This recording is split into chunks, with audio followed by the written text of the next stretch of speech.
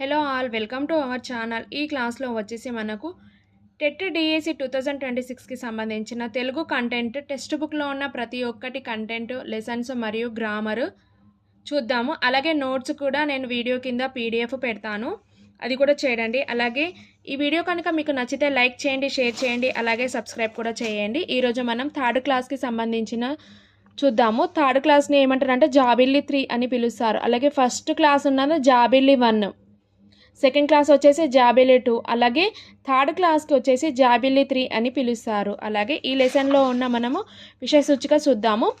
దీంట్లో మొత్తం 14th lessons ఉన్నాయి. అలాగే దీనిలో ఇతివృత్తం ప్రక్రియ ఇవన్నీ కూడా నేను ట్రిక్స్ వైజ్గా ప్రతి ఒక్కటి వీడియో పెడతాను. అలాగే ఈరోజు ఈ క్లాస్లో వచ్చేసి మనకు ఫస్ట్ లెసన్ గురించి చూద్దాము. ఫస్ట్ లెసన్ ఏంటి? వానదేవుడా.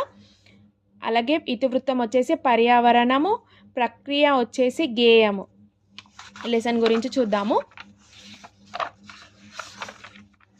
వానదేవుడులో వచ్చేసి ఫస్ట్ ఏముంది అని చెప్తే ఒక పటం ఇచ్చారు. ఆ పటంలో ఏమేమి ఉందో ఆలోచించి మాట్లాడాలని చెప్పారు. పై బొమ్మలో ఏమేమి కనిపిస్తున్నాయి, వాళ్ళు ఏమేమి చేస్తున్నారు, అలాగే వానలో ఏమేమి ఆటలు ఆడుతారు, ఇవన్నీ లెసన్లో ఉన్నాయన్నమాట. అలాగే నెక్స్ట్ పోయం వచ్చేసి ఇలా విధంగా ఉంది.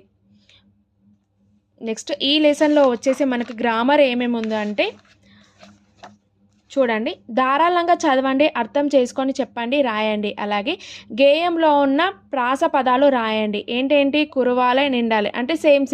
దుంకాలే, నిండాలే, బతకాలే, కలుగాలే, వేయాలే, పండాలే, కలుగాలే, రావాలే, నిండాలే, అలా. నెక్స్ట్ పాఠం చదవండి, ఒత్తు పదాల కింద గీతలు గీయండి. నెక్స్ట్ ఏముంది? గేయం ఆధారంగా కింది పదాలను జతపరిచి రాయండి. ఏమేమి ఉన్నాయి? నల్లని మేఘాలు, ఏంటి? చుక్క చుక్క నీరు చేరి, ఏంటి? చుక్క చుక్క